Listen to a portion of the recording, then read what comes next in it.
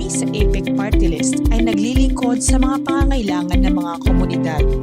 Hangad namin ang pagpapalakas ng elektrisidad sa mga liblib na lugar upang mapabuti ang kalidad ng buhay ng ating mga kababayan sa kanayunan. Bilang kinatawan ninyo sa Kongreso, nagsilbi ninyo kaming tinig para sa mga konsumante. May pumuna na naman sa sobra-sobrang tax sa singil sa kuryente. Yung nangyari ngayon, patong-patong kasi yung generation, transmission, lahat may tax. Si NGCP, pinapasa niya yung franchise tax sa atin, din yung amount na yan, may 12% na naman na VAT. Our roundtable discussion on taxation in energy sector in March bore fruit. Our most persevering minority leader, Congressman Dago, Aktibong lumikha at nagpasa ng mga batas upang protektahan ang mga konsumante laban sa anumang uri ng pang-aabuso at paglabag sa inyong karapatan. he clarified, and indeed, NGCP should not be passing on its franchise tax to us, the consumers. It is a big win for this committee, and it's a big win for our minority, and congratulations to Congressman Dago. Papalakpakan pa ba natin siya? For the information of Congressman Dago, this is the first time that we allowed clapping of hands in this committee. These two sectors have there are security implications, yung transmission natin at saka distribution. That's why I oppose that the transmission sector should be open kasi there is a technical implication of that. Pag hiwalay mo yung transmission operator sa Luzon, iba sa Visayas, iba sa Mindanao, nawawala yung objective of the EPIRA na in order to lower the cost of generation and to attain reliability, you can transport excess power in either of the three islands to the other islands who needs power supply.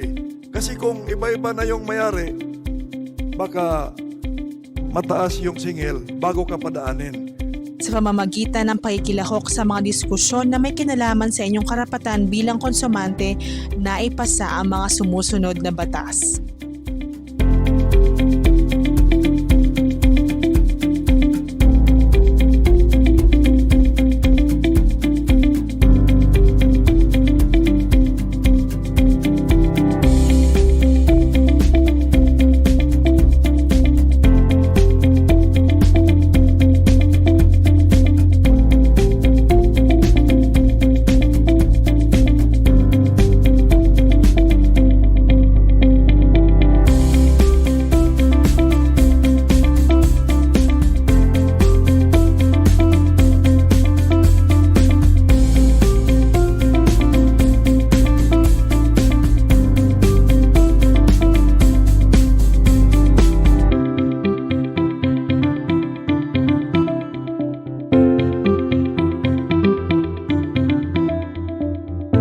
Hindi lamang tayo nakatuon sa pagpapailaw ng komunidad. Tayo ay patuloy na sumikap na maging instrumento ng pagbabago at pag-unlad sa buhay ng bawat Pilipino. Sa pamamagitan ng aming mga programa tulad ng Dole Tupad,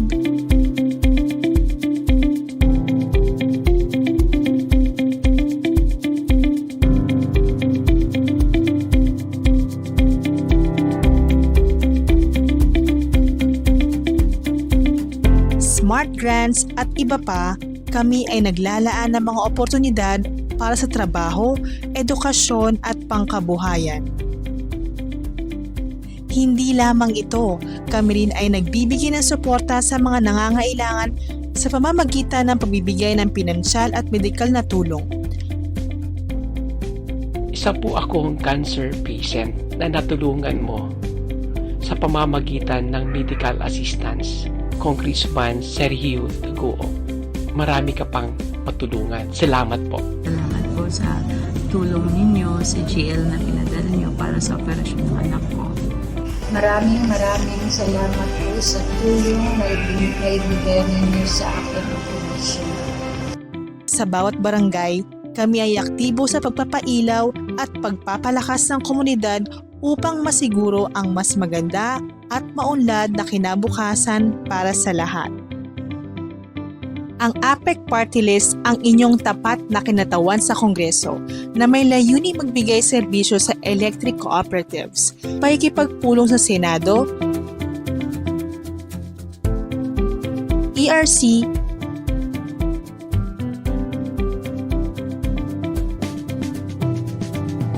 DOE,